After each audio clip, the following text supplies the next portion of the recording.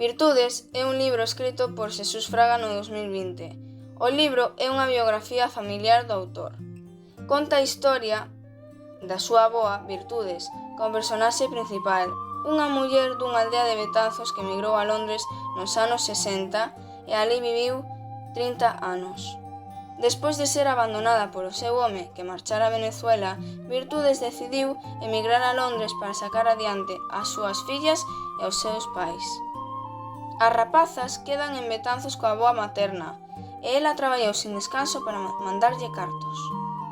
A vida non lle foi fácil en Londres para a avoa, sobre todo ao principio, polas dificultades para comunicarse, xa que non falaba nada de inglés e era a primeira vez que saía de Betanzos.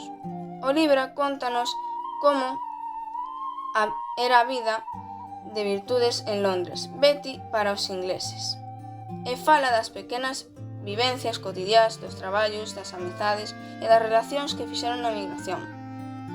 Tamén narra a experiencia de Isabel, a súa nai, que emigrara a Londres seguindo os consexos de Virtudes, que, aínda que retorna, volve a marchar co seu marido para traballar en Inglaterra.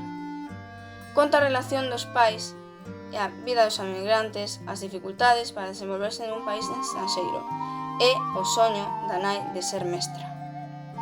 Tamén fala da figura do amor Marcelino, o zapateiro que emigrara a Venezuela e que non hubo máis noticia desde o día que marchou. Tamén é unha historia de reencontros, pero isto é parte dos misterios por descubrir coa lectura deste libro. O libro está centrado en personaxes de mulleres. É unha historia de emigración feminina durante o franquismo.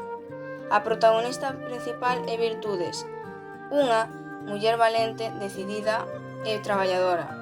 Ademais, tamén era generosa e non só polas cousas que traía dos mercados de Londres, senón polo que quixo a súa familia e o exemplo que lles deixou. Outros personaxes son Isabel, a nai do autor, e o mesmo propio Xesús Fraga, que xa conta en primeira persoa as vivencias familiares e tamén as emocións.